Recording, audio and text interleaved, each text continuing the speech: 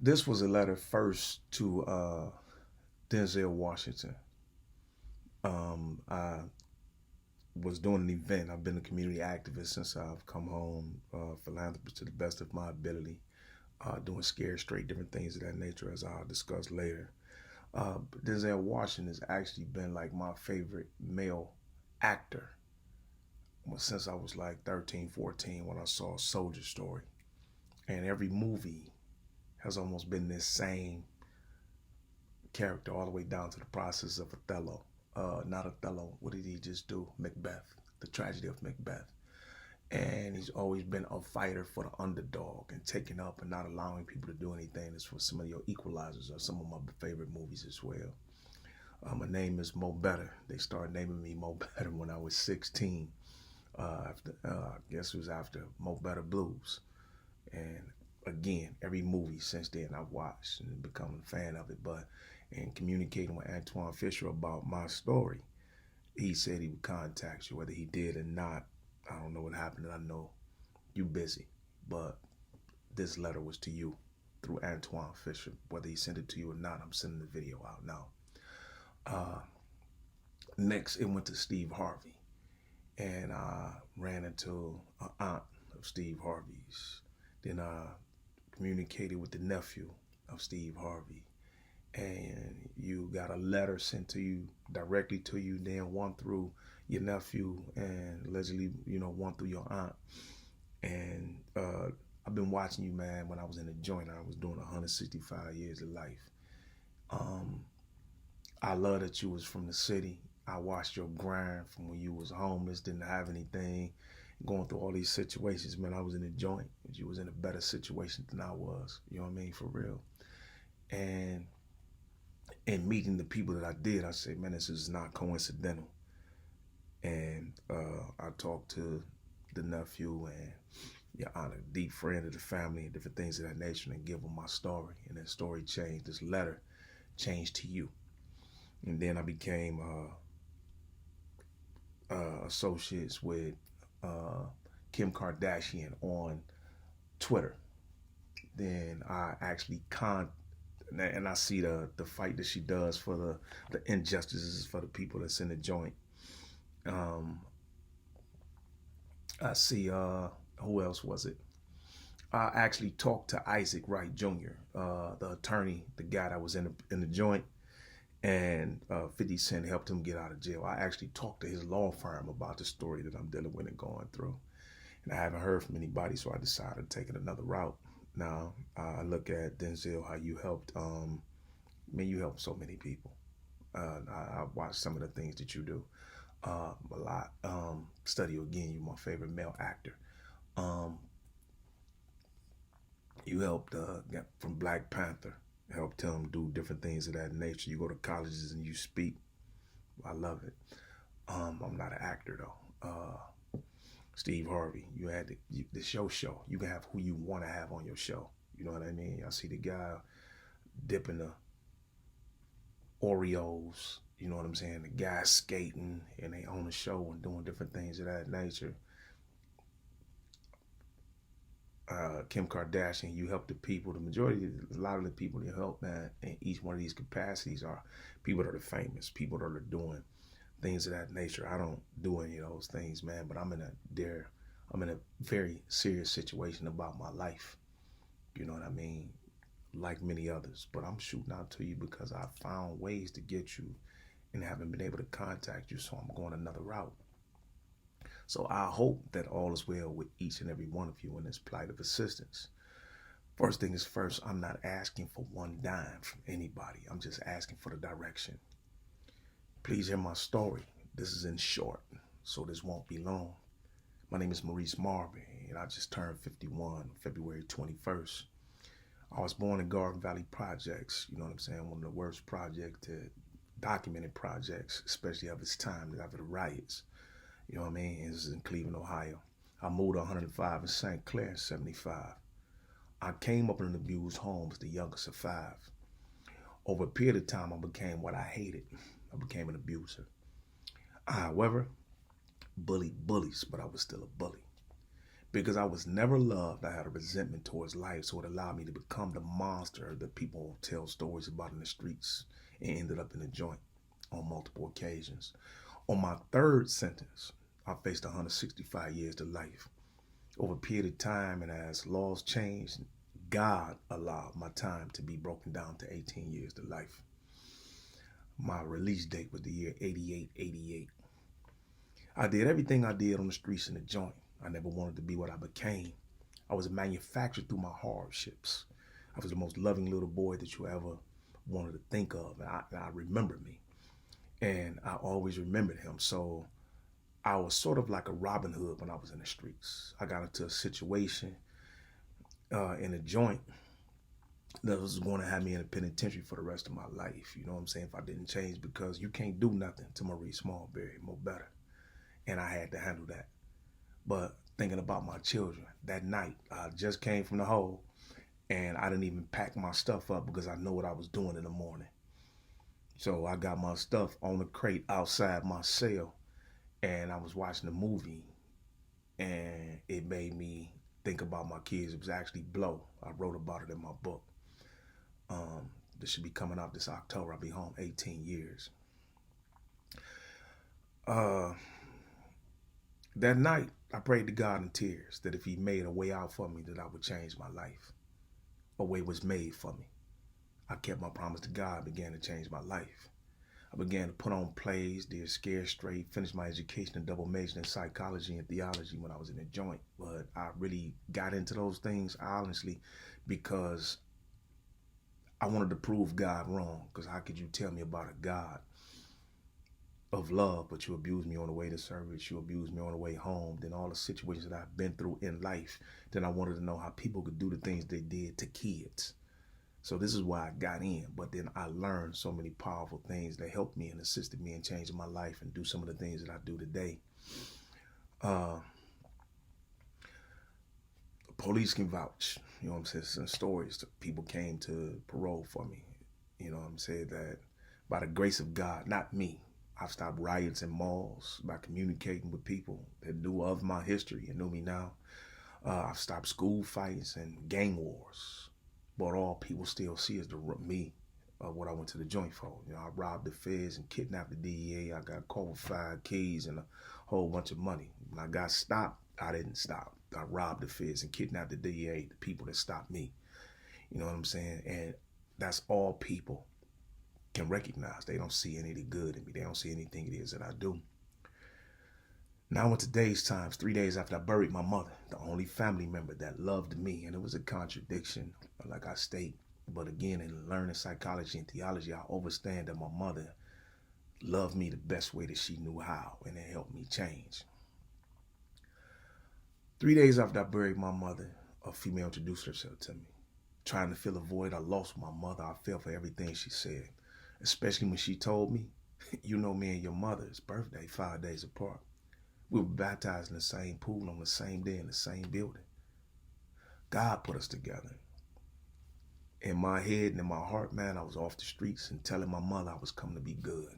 I'm about to bring you a new wife and 2 more kids, and I'm going to do this and I'm going to do that. I fell for the banana in the tailpipe in this vulnerable state. She studied me beforehand and knew what to say to me that would make me feel that we were compatible with one another. You know, we was compatible in music, poetry, and philosophy and spirituality. But it was all game. The same thing that attracted her to me soon became the things that made her insecure and jealous after a while. But it wasn't insecurity at all. It was all matters of control. When things became too much for me, I said, you know, I think we need to break, and that I was going to separate for a minute, but I wasn't going to separate to be with other people. I was just going to separate to give me some time together. You know what I'm saying? When things became too much for me, I had to leave. I didn't want to be with other people. I just wanted to think and get my businesses in order. I started all my business when I was in a joint. When I came home, this is one of the things I did, and she didn't assist me. She actually hindered them. Each time I said I would leave, you know what I'm saying, I was told about another molestation, a rape, or some form of abuse that happened to her. It made me want to stay and protect her. It made me feel as if these were the things that made her act in the matters that she did to me and that I could help her. I didn't know It was narcissism, and that I was the victim. I was leaving this last time, but you can't tell a narcissist to leave, and you just gotta leave. And with her understanding what was going on, I said it's too much for me to take, that she began to make me leave on her own terms. I didn't know any of the following until my case began to unfold as time stretched out. Knowing I was really going to leave this time, and knowing of my history and that police really don't like me due to my past, this will come up. My past might come up even when they pull me over for a traffic ticket, 4-5 cars. With that being said, she began to have an affair with a cop that worked at her oldest daughter's high school, that worked for the precinct that came to arrest me, and under the judge that convicted me. It was all a setup that I went to jail for and was convicted on 3 times. They even tried to convict me a 4th time. The whole thing is, listen to this, the case was dismissed by the grand jury over a month before they convicted me the first time. So they fabricated the paperwork to bring me back and forth to court like the case was live due to what they did to me. And they did what they did to me for their friend who was my ex-wife. I had to fight the case myself. It consumed my life for the next 5 years and sent me to jail. She put me in almost $300,000 worth of debt and shut all my business down. I've been on Channel 5 and 19 News, and I put a story in the Plain Dealer naming the people who had, everybody who had part in what was taking place to me, and that I may end up the next dead unarmed black man in Cleveland for being pulled over for a traffic ticket or something like that. But I not received help from the NAACP or the ACLU. See, they love to hear my story and ask me to speak for them at events. I go to events and they call me and ask me to speak and tell my story and to talk about how the changes that I've made and different things of that nature. But they won't take my case or even help me or lead me in the right direction. I believe in God. It's why I changed. He has forgiven me for all the things it is that I do, which is why I changed into the person that I am now and help as many people as I can without losing myself. You know, I don't know how many times he helped me, but I'm very human and I'm getting in a dark place. So either one of you, if you can help me in any way and just lead me in the right direction, let me send you the information. Let me send you, the whole case is done and everything. Just let me show you and ask you to please lead me in the right direction. For you to talk about this will help me and can help me. So it can just lead me in the right direction. Somebody might hear you because nobody's listening to me. You know, I'm asking you when I'm sending you the video with me on Channel 5 and Channel 19 talking in front of everybody, so you can see that I'm not making this up and that this is actually not a lie. Anything it is that you need from me, have somebody contact me and get in contact with me, and I'm going to send you the information.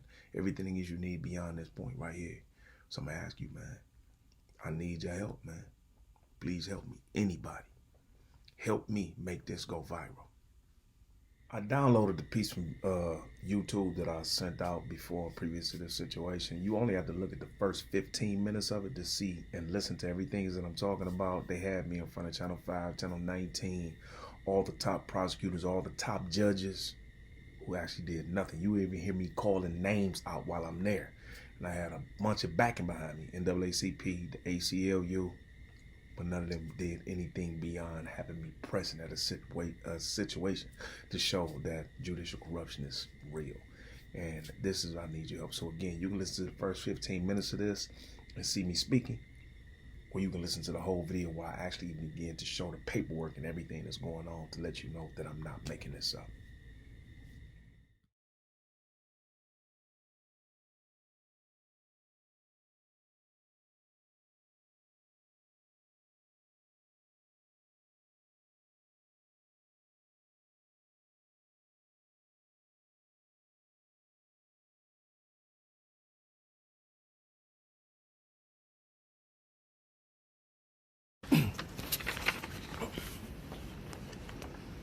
Good morning. Thank you all for allowing me to speak.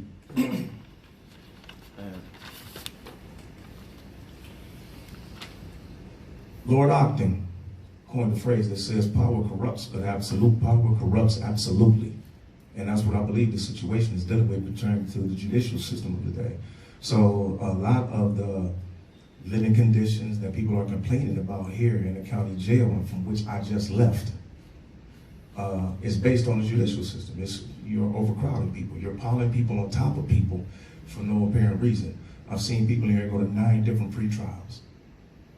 No alleged victim showing up, and so they have to go to 3 trials with no alleged victim showing up before they dismiss a case. But the whole time, they're trying to get the person accused of this crime to take a plea bargain for something they did not commit. And what do you want to do when you're in these conditions? You want to do anything to get out of the way. You want to do anything to, so you take a plea bargain.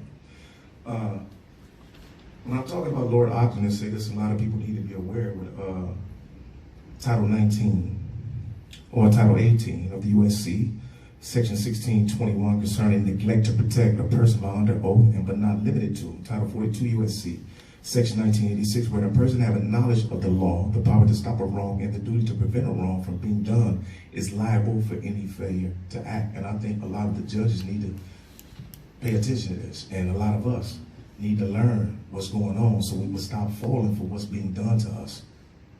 These are violations of right, the due process of law, violations of double jeopardy. Now, I want to read something that happened to me in particular.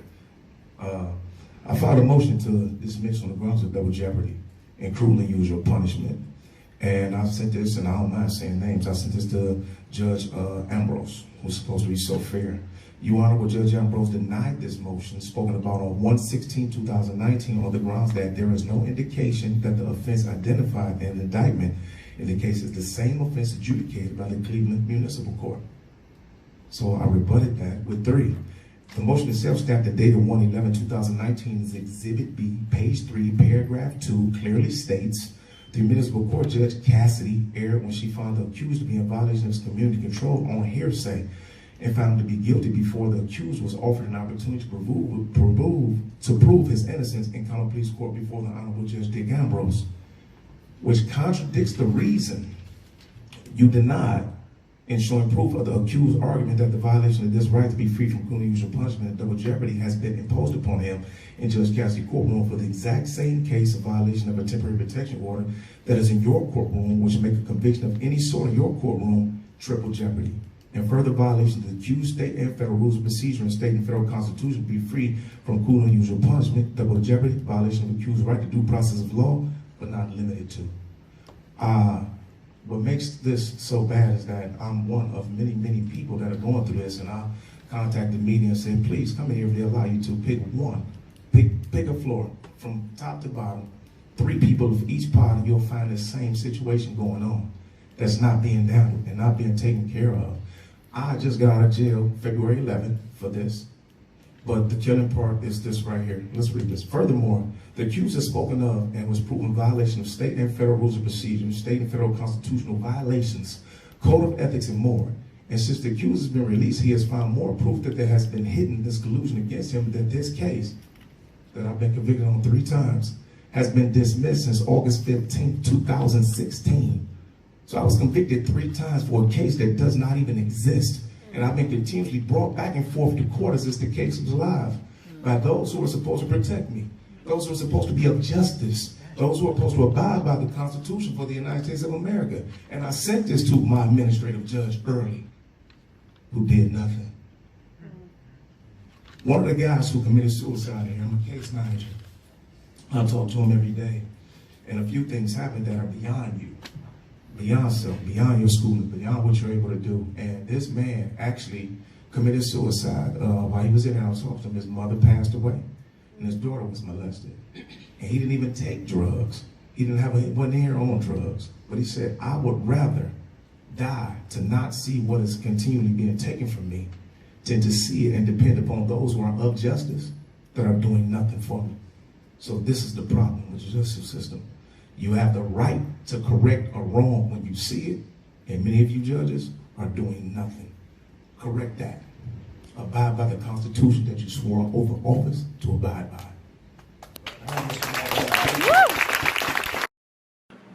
As you just hearing me speak, that was actually in front of Administrative Judge Russo, Administrative Judge Early, who I clarified did nothing about the incorrections and the errors, the violations, code of ethics, violations of the code of ethics, violations of state and federal constitution, violation of the accused's rights to due process of law, be free from cruel and unusual punishment, and things of that nature. You see me talking about it. Now I'm going, from here on out are the pages. So I'm going to read this for those of you who choose not to put on pause and read it yourself. So I'm going to read this for you. This is Exhibit A. It's going to actually be, this was used as something else in a whole another process that you'll hear about soon. But you'll see that this was filed on March 14th. Filed on March 14th, 2018. Right?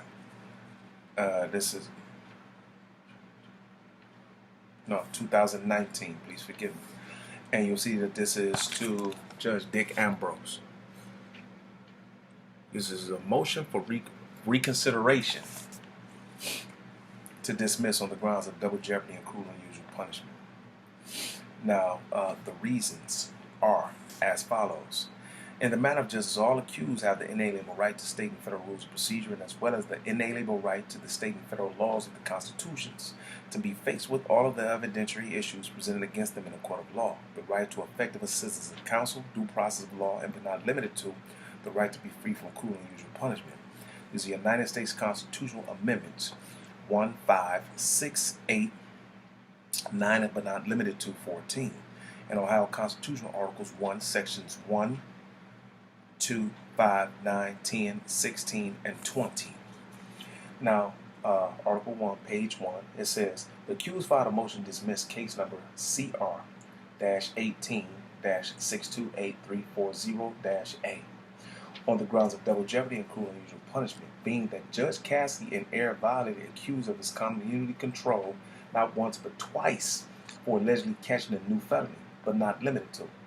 These violations and jail times were imposed upon the accused August 7, 2018, and again on September 10, 2018, for allegedly catching the case CR-18-6283440-A in your courtroom as stated on docket as new felony.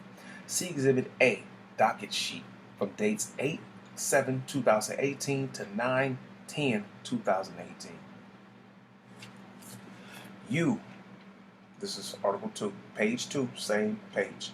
Article 2, you, Honorable Judge Ambrose, denied this motion spoken above on 1/16/2019 on the grounds that, and I quote, reading it strictly, there is no indication that the offense identified in the indictment in this case is the same offense adjudicated by the Cleveland Municipal Court. My rebuttal in Part 3 is, the motion itself stamped and dated 1/11/2019 as Exhibits B, page 3, paragraph 2 clearly states, the Municipal Court Judge Cassidy erred when she found the accused to be in violation of his community control on hearsay and found him to be guilty before the accused was offered an opportunity to prove his innocence in common pleas court before the Honorable Judge Dick Ambrose for the case, which contradicts the reasons for, page 2, your denial in showing proof of the accused's argument that the violation of his right to be free from cruel and unusual punishment and double jeopardy has been imposed upon him in Judge Cassidy's courtroom for the exact same case of violation of a temporary protection order that is in your courtroom, which would make a conviction of any sort in your courtroom triple jeopardy. And further violation of the accused state and federal rules of procedure and state and federal constitution to be free from cruel and unusual punishment. Double jeopardy, violation of the accused's right to due process of law, but not limited to. Article 4. Furthermore, more proof to substantiate the contradiction that there is no proof that the case in your courtroom, Honorable Judge Ambrose, is the same case that the accused has been adjudicated on in municipal court is that according to docket Exhibit C, JE, which means journal entry, 10, date 10/22/2018, when R.J. Budway was counsel for the accused was brought into your courtroom, Honorable Judge Ambrose, and a deal was presented to the accused on record stating that the same violation of the temporary protection order was the same case of reasonable violation in Judge Cassidy's courtroom, and the time would be conjoined and or ran concurrent if the accused took the deal in your courtroom presented by your prosecutor and my counsel that you granted my oral motion to dismiss for him even bringing it up and not filing the motion to dismiss nor fighting it, among other violations. See Exhibit C. Article 5. Furthermore, the accused is spoken of and has proven violation of the state and federal rules of procedure state and federal constitutional violations, code of ethics, and more. And since the accused has been released, he has found more proof that has been hidden in this collusion against him in this case that has been dismissed since August 15, 2016. Article 6. This means that as the accused has stated in motions on public record that Judge Cassidy, her bailiff, her prosecutor, and two of the counsel concerning the case mentioned above have all been in a conspiracy with a malicious intent to assassinate and defame the character of a productive citizen in our society to assist their friend who is the alleged victim on the very case that they preside over through the process of violations of the Fifth Amendment, of one's right to due process of law, and through the criminal violations of fraud, but not limited to. Since this case was dismissed August 15, 2016, they produced fraudulent paperwork to even bring accused to court, then to sentence accused to a manipulated and fraudulent plea for probation, to violate accused on that same fraudulent probation twice for the alleged new felony in your courtroom, Honorable Judge Ambrose, that even allowed the accused to be in your courtroom as a felony. All on fraud. Since this case was dismissed, the case that is now in your courtroom as a felony, Judge Ambrose, would still be a misdemeanor and not a felony at all. See Exhibit D, certified copy of NALI of temporary protection order concerning the case in your courtroom, Honorable Judge Ambrose, so only be in there on your courtroom on the grounds of fraud. Please see Exhibit D, Article 7, page 3. Furthermore, in your courtroom on the above mentioned date, 10/22/2018, I ask you, Honorable Judge Ambrose, do you know that I have never been served a temporary protection order? You said no. I tried to show you the unsigned protection order. You denied me from doing so. The prosecution never mentioned but still tried to get the accused to take a plea bargain, which gives the accused the perception that the prosecution has not presented all of the evidence to the court, including but not limited to the NALI of this very case in Judge Cassidy's courtroom that allows the same violation to be a felony in your courtroom, again on the grounds of fraud. 7. Furthermore, in your courtroom on the above mentioned date, 10/22/2018, the accused asked you, Honorable Judge Ambrose, do you know that I have never been served a temporary protection order? You, Judge Ambrose, said no. The accused tried to show you the unsigned protection order. You denied him from doing so. The prosecution never mentioned but still tried to get the accused to take a plea bargain, which gives the accused the perception that the prosecution has never presented all of the evidence to the court, including but not limited to the NALI of this very case in Judge Cassidy's courtroom that allows the same violation to be a felony in your courtroom. This is a violation of the Brady Act, Brady v. Maryland, 373 U.S. 83, 1963.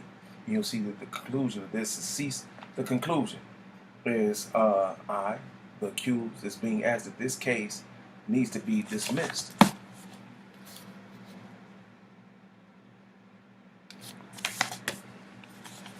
Yet it still continues. You will see on this case right here, on this page, this is the exhibits. This is Exhibit A.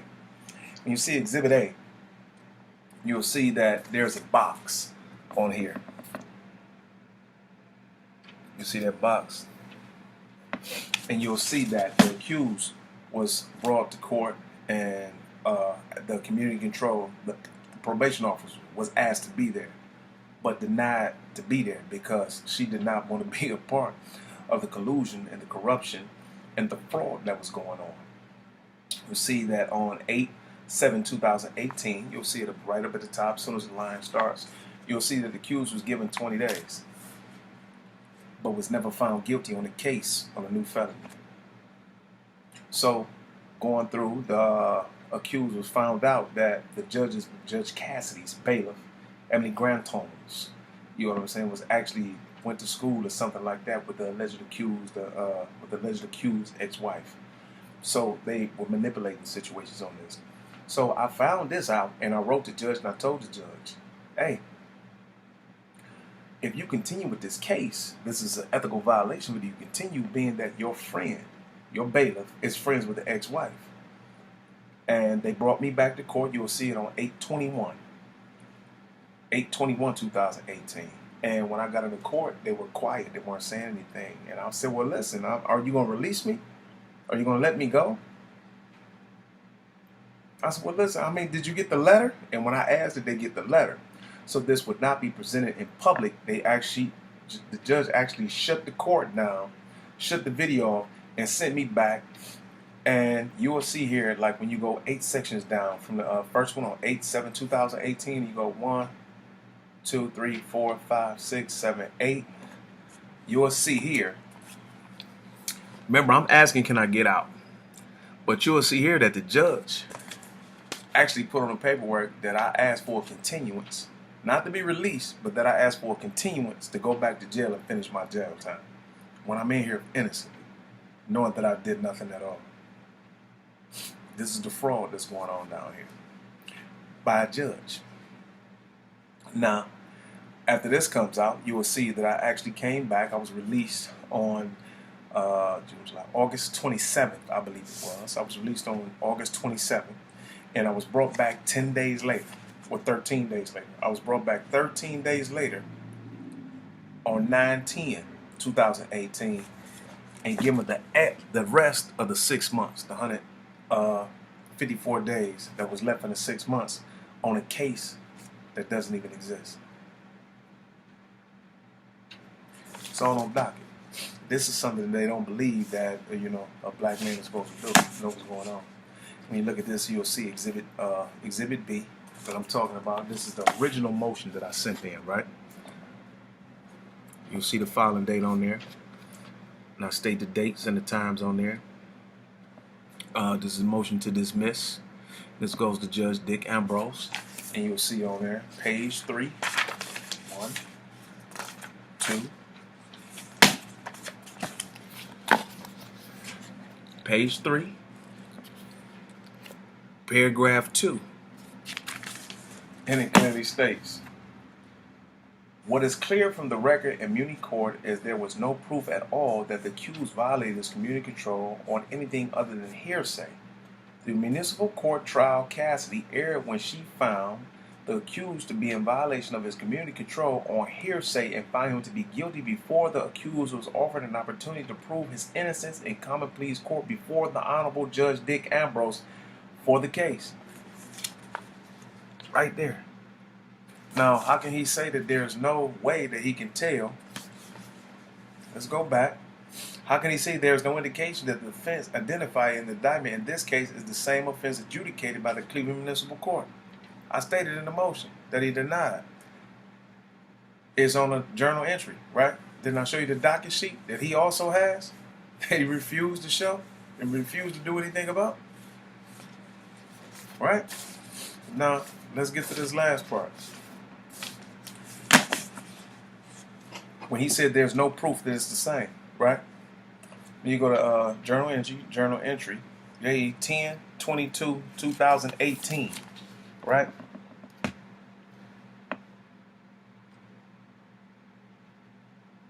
And you see what it says? I'm going to read it to you. Defendant in court counsel R.J. Budway present. Prosecutors Jillian Snyder present. Court reporter present. Case called for trial. Plea offered. The plea was offered, placed on record. Defendant makes oral motion for new counsel. Motion granted. Court assigned Edward Hendel. Now, how can he say it's not the same case? When they tell me that the plea was offered that I just told you was offered. They told me the same case that was in Judge Cassidy's courtroom is the same case that was here. And if I took the plea bargain, I would get time served. They would run it all concurrent. But I won't admit to guilt on it. Right? For this final piece, concerning just that motion is this right here. Turn the light up a little bit. You'll see this on there. On your paper, it might be in reverse, but right here, you'll see that this is a certified copy.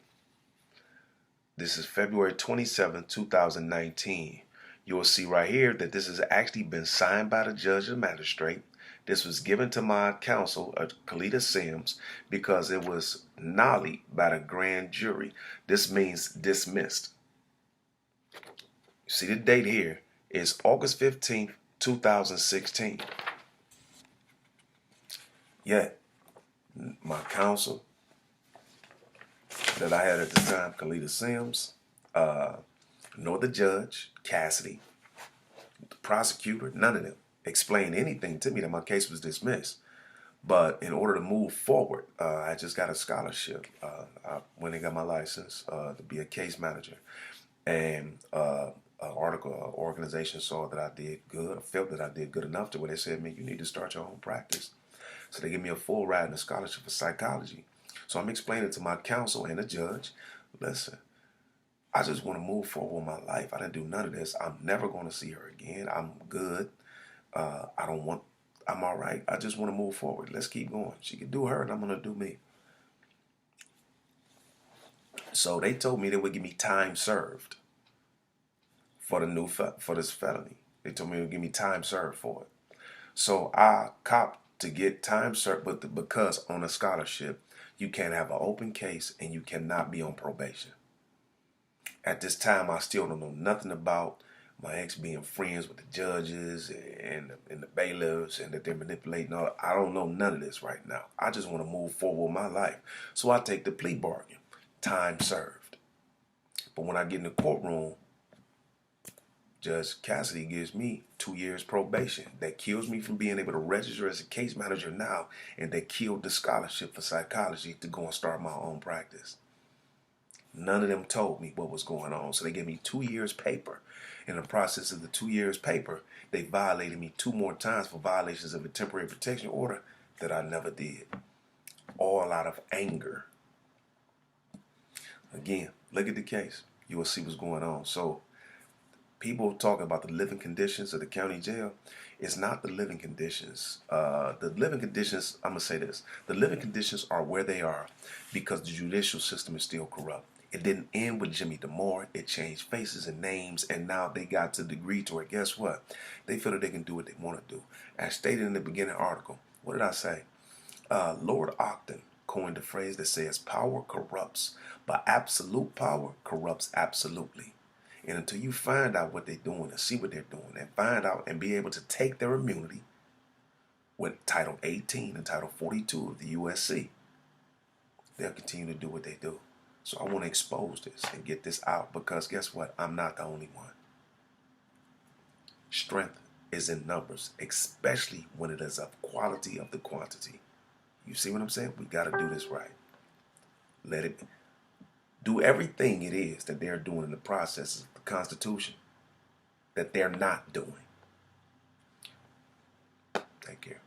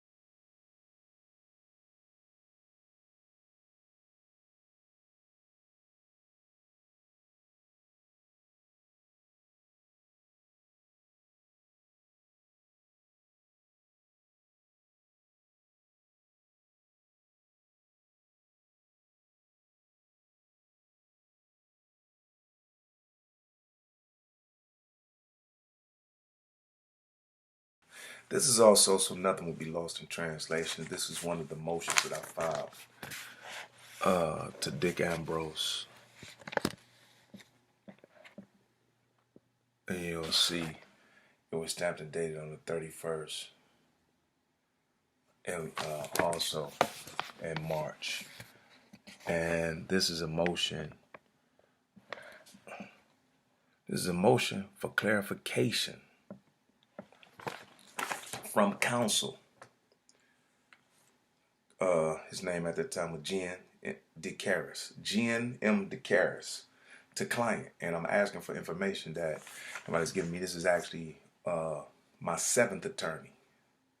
I went through paid attorneys and court-appointed counsel, and none of them will actually answer the questions that I'm asking them. So I sent this to the courts and forced the courts to tell me, to give me clarification of what's going on in court. So I'm going to read this to you. And the reason for this motion is, as stated in each article listed below, the accused is being violated in each of the constitutional rights listed but not limited to, and by the courts, and is asking court-appointed counsel to clarify to accused in writing why G&M DeCaris says the opposite of each violation accused is stating and has shown by Supreme Court case law is being imposed upon accused. Yet again, G&M DeCaris does not choose to fight these violations and says that they are not violations at all. Since accused has been denied from going to counsel's office and can only see him in court and spoken to verbally, and accused is being denied the right of the First Amendment of the Constitution by the counsel appointed to him by the court. Accused is therefore demanding the court to demand that the grounds for this motion and notice to be met as required by accused. This is what I'm asking. Listen to this.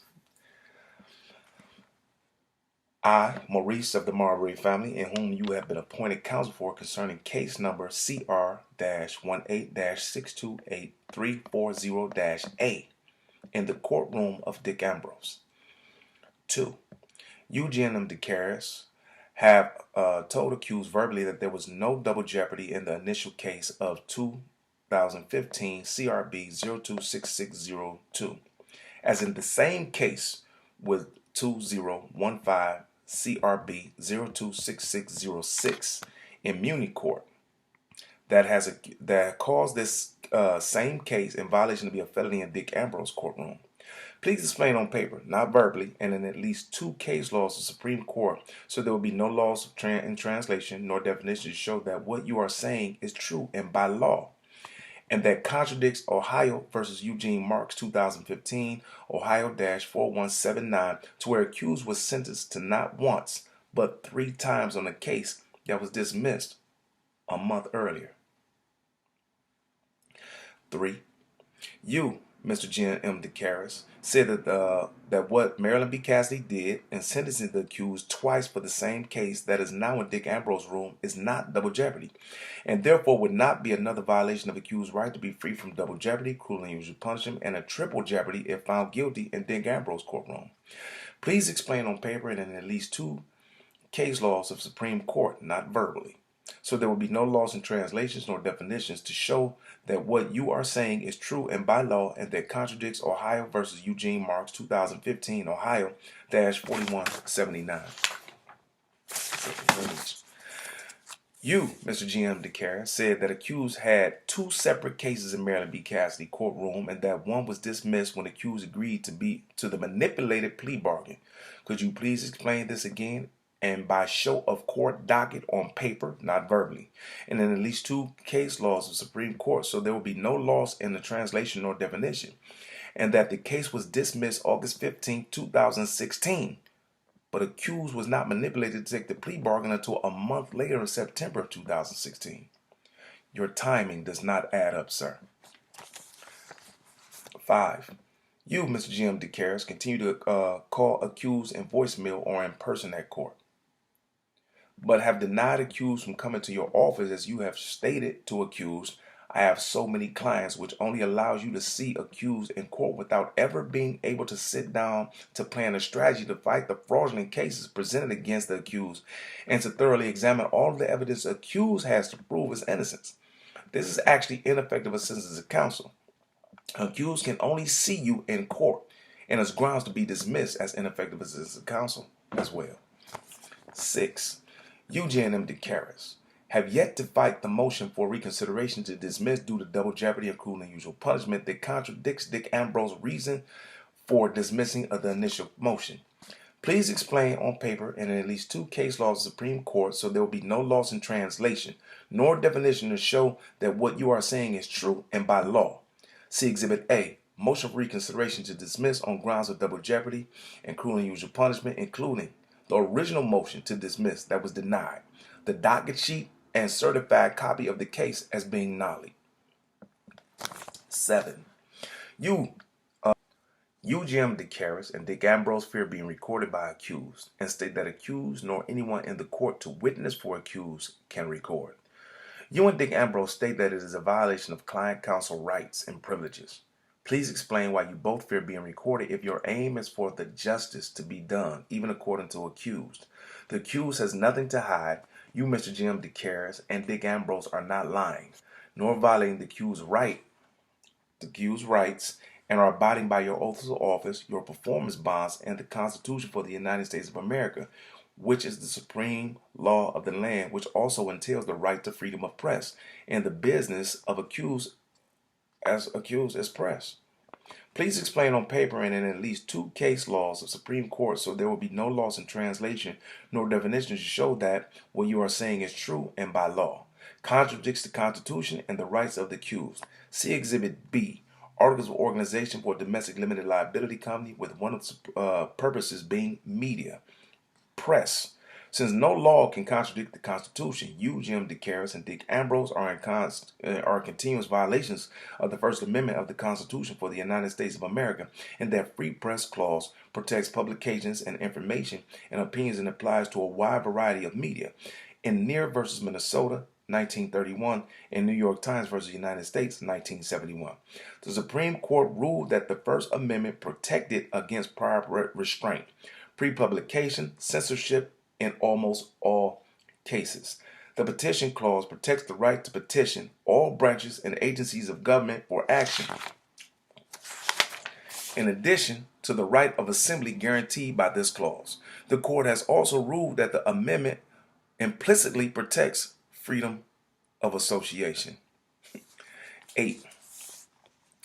The accused spoke with you over the phone on this 22nd day of May in the year of our Lord, 2019, at or about 1:25 p.m. when accused asked you, Mr. Jim DeCaris, about the motion for reconsideration to dismiss on the grounds of double jeopardy and cruel and unusual punishment.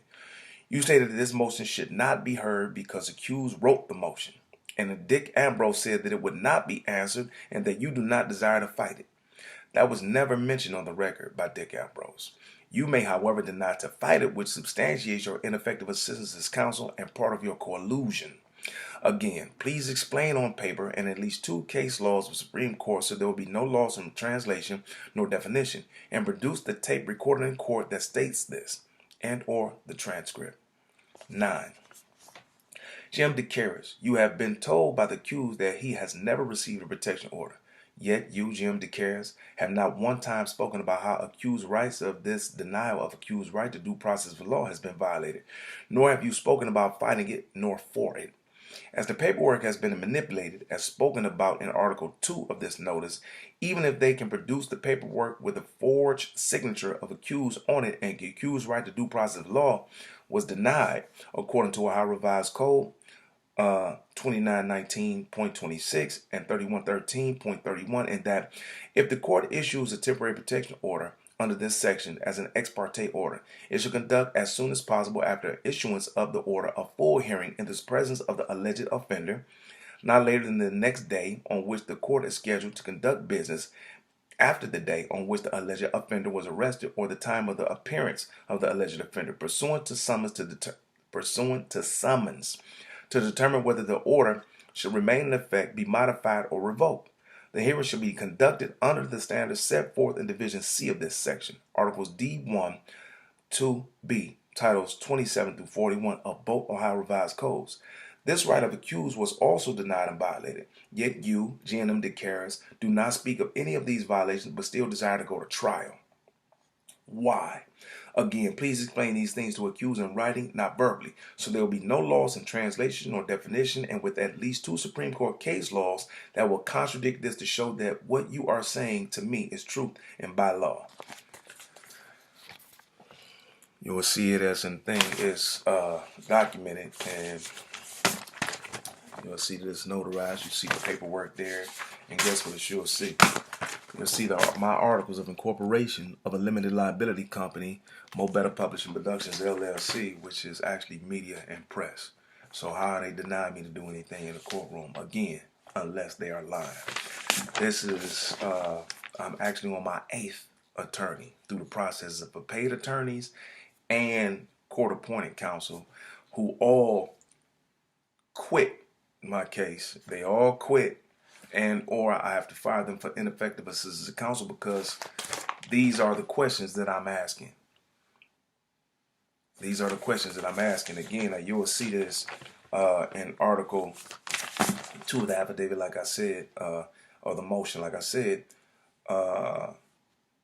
UGM DeCaris have told accused verbally that there was no double jeopardy in the initial case of 2015 CRB 026602, as in the same with the 2015 CRB 026606. Now, what you will see is this.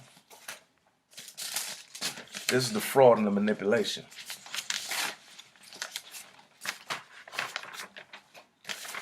I say that y'all seen it before. The initial case was signed by the judge, given to my counsel at the time, and it was nollied by the grand jury, right? Let me see the case number on here.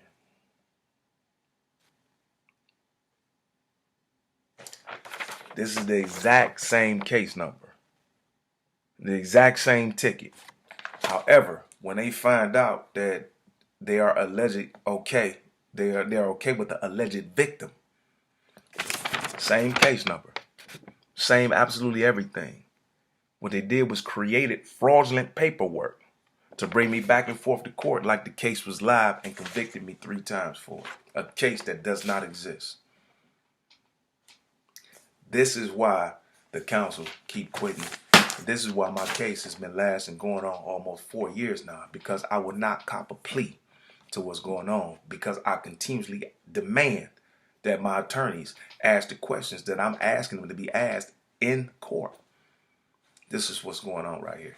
And again, it's not just the living conditions of the situations down there. I blame the COs for what's going on, but at the same time, I blame the judicial system for compiling people on top of people like sardines in a can, because they can, because they get a percentage of every time they convict somebody. They get a percent. That's how they stay on. In order for them to say, "Oh, I hate crime and I hate justice," I keep convicting people. What we as a people never do is find out if these people are really innocent or not. And you don't feel it's up to you to do that when it is. So this is why we are going through the situations we're going through, and this is why I'm dealing with what I'm dealing with. And I'm one of the hundreds that go through this a day. Stand up and help us.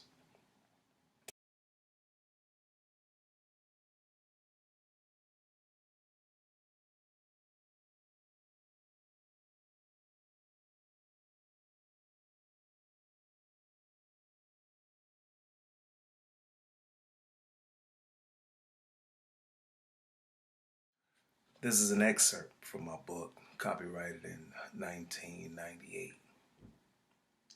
Because I've been experiencing these type of situations. I've lived with people who have experienced what I'm dealing with now. So my situation is, this is just one person. I'm giving you experience that I've been through, but this is not an isolated incident.